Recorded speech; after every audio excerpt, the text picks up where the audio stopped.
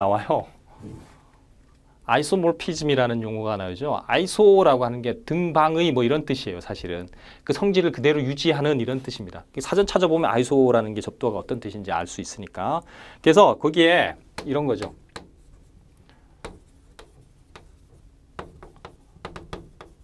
아이소모피즘이라는 건데 어디서부터 어디로?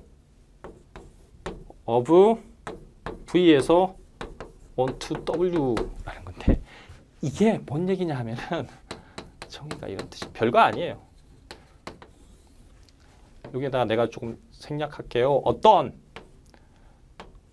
함수가 있어서 t라는 함수라고 해도 뭐 f라는 함수라고 해도 뭐라는 어떤 함수라고 해도 상관없지만 어떤 함수가 있어 가지고 v라는 벡터 공간에다가 에서 w로 가는 벡터 공간 w 벡터 공간으로 가는 어떤 함수가 있어요.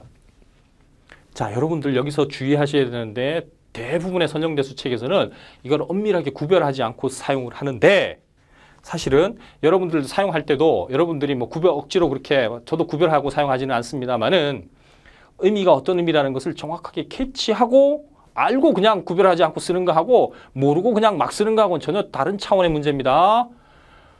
자, V라는 벡터 공간에 덧셈 스칼라 곱이 정의되어 있죠. 그 다음에 여기 W에라는 벡터 공간에 덧셈과 스칼라 곱이 정의되어 있죠. 이 덧셈과 이 덧셈은 같은 덧셈이 수도 있고 아닐 수도 있습니다. 이 스칼라 곱과 이쪽 스칼라 곱이 같은 스칼라 곱일 수도 있고 다른 스칼라 곱일 수도 있어요. 그러니까 일반적으로 다른 거라고 여러분들은 생각을 하셔야 됩니다.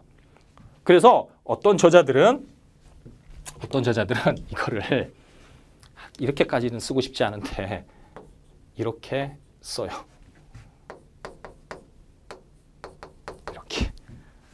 이 덧셈은 V라는 벡터 공간에서 정의되어 있는 덧셈이고 이 스칼라 곱은 V라는 벡터 공간에서 정의되어 있는 스칼라 곱이고 이쪽 덧셈은 W라는 벡터 공간에서 정의되어 있는 덧셈 이 스칼라 곱은 W라는 벡터 공간에서 정의되어 있는 스칼라 곱이라는 의미로 이렇게.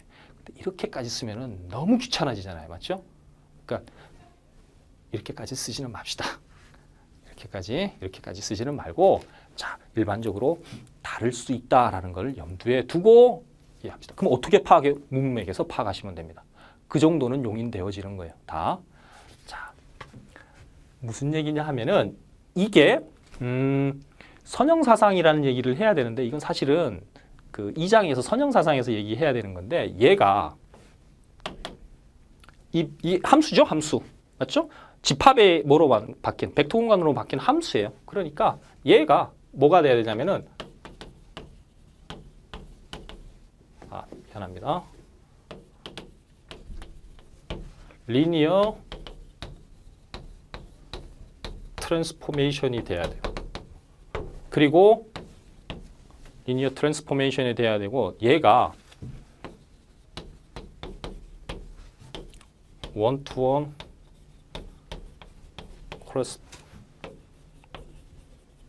코레스폰던스가 돼야 돼. 우리말로 하면은 뭐예요? 1대1 대응 또는 뭐 전단사 함수여야 됩니다. 근데 여기서 중요한 거는 1대1 대응이 중요한 것보다는 사실은 이 리니어 트랜스포메이션이라는 게 더 중요해요. 여기서는. 이 뭔 얘기냐? 이런 함수가 존재하면은 이런 그 1대1 전단사인 리니어 선형 변환이 뭐 하면은 존재하면은 V에서 W로 가는 아이소모피즘이다라고 우리가 정의를 할 거예요. 그러면 여기서 이제 남은 거는 뭐만 남았어요? 선형 변환이 뭔가. 이걸 우리말로 그러니까 선형 변환이라고 그러는데 리니어 트랜스포메이션. 여기서 잠깐 얘기할게요. 리니어라는 말 뜻이 수학 용어로 번역될 때는 두 가지 용어로 번역돼요. 이게 형용사형이니까 선형의 또는 1차의 이런 뜻으로 수학 용어로 번역될 때는 이렇게 번역을 합니다. 여기서는 지금 1차 변환이라고 하지 않고 선형 변환이라고 우리가 보통 씁니다. 근데 이거는 두 개가 서로 의미가 일맥상통하는 의미를 갖게 돼요. 나중에 여러분들한테 자세하게 얘기할 기회가 있으면 다시 자세하게 하도록 하고 오늘은 여기까지만 얘기하도록 합시다. 선형 변환이 뭐냐? T가 V에서 W로 가는 줄여가지고 쓸게요. 리니어 트랜스포메이션의 정의는 이런 뜻이에요. 임의의 UVA 벡터에 대해서 V에 있는 그 다음에 알파 베타에 대해서 T의 알파 U 더하기 베타 V가 뭐예요? T의 U 더하기 T의 V 알파 베타. 이 정의를 만족시켜주면은 선형변환이라고 그럴 거예요. 자, 이게 뭔 얘기냐? 여러분 여기 잠깐 보세요. 의미를 파악하는 게 중요합니다. 여기 덧셈은 어디에 있는 덧셈이에요? 선형변환 함수값 주기 전에 인풋 데이터죠. 인풋 데이터에서 정의되어 있는 덧셈입니다. 여기 스칼라 곱은 어디예요? 인풋 데이터에서 정의되어 있는 스칼라 곱이에요. 그 연산이 함수를 주고 나서도 덧셈과 스칼라 곱이 그대로 유지된다는 얘기예요. 그 구조가 그대로 유지가 돼서 넘어간다는 얘기입니다. 즉 이쪽 덧셈하고 이쪽 덧셈은 틀린 덧셈이지만 덧셈이라는 성질에 하는 것은 그대로 유지를 시켜준다는 얘기입니다. 구조적으로 동일한 구조를 갖게 만들어주는, 그걸 그대로 유지하는 그런 함수라는 뜻입니다. 선형변환이라는 것. 그 벡터 공간에서는 연산이 뭐밖에 없어요? 두 가지밖에 없잖아. 덧셈하고 스칼라 곱밖에. 이해가 되셨어요? 자, 이게 이제 7번이에요. 8번 문제 보실까요? 왜 첫 번째 문제부터 내가 이렇게 자세하게 지금 여러분들한테 얘기를 하냐 하면은 이 첫 번째 문제에 벡터 공간의 핵심적인 내용들이 다 있기 때문에 그래요, 지금. 그래서 여러분들이 이 첫 번째 문제를 보면 정확하게 이해함으로써 벡터 공간에 있는 기본 개념들을 정확하게 숙지할 수 있기 때문에 이렇게 자세하게 얘기를 하는 겁니다. 자, 8번째 문제는 S가 V1, Vn, T가 W1, Wn 벡터라고 합시다. 얘네들이 다 뭐래요? ordered basis예요. 뭐에? 벡터 공간 V에. V. 이렇게. 그랬을 때 추이 행렬 찾으래요. 추이 행렬. 추이 행렬이라고 하는 거는 뭐냐 하면은 거기 문장에 있는 뭐라고 하지? 트랜지션 매트릭스라고 하는 게 그거예요.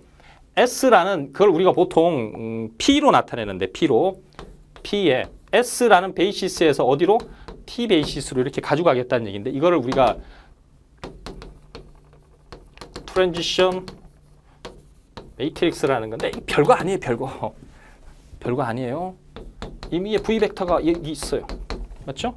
그러면 오더드 베이시스가 틀려짐에 따라서 좌표 매트릭스가 틀려지겠죠. 그러면은 S에서 어디로 가는 거예요? T로 가겠지. 그러면 얘가 T에서의 좌표 행렬이 있을 거 아니야. 동일한 벡터에 대해서 뭐해? S에서의 좌표가 있을 거 아니야. 그러면 여기에다가 P를 곱해줬더니까 이게 어디로? 이쪽으로 가겠더라. 이 만들어주는 얘를 우리가 뭐라고 한다고? 추이 행렬이라고 한다. 어디에서? S 베이시스에서 어디 베이시스로? T 베이시스 매트릭스로 표현해주는 행렬. 그거를 뭐라고 그래요? 트랜지션 매트릭스, 전환 매트릭스라고. 추이 행렬. 이해가 되셨죠? 자, 8번까지 했는데요. 남아있는 9번, 10번하고 나머지 7개 문제는 다음 강의에 하도록 하겠습니다. 여러분 강의 들으시느라 고생하셨습니다. 다음 강좌에서 뵙도록 하겠습니다.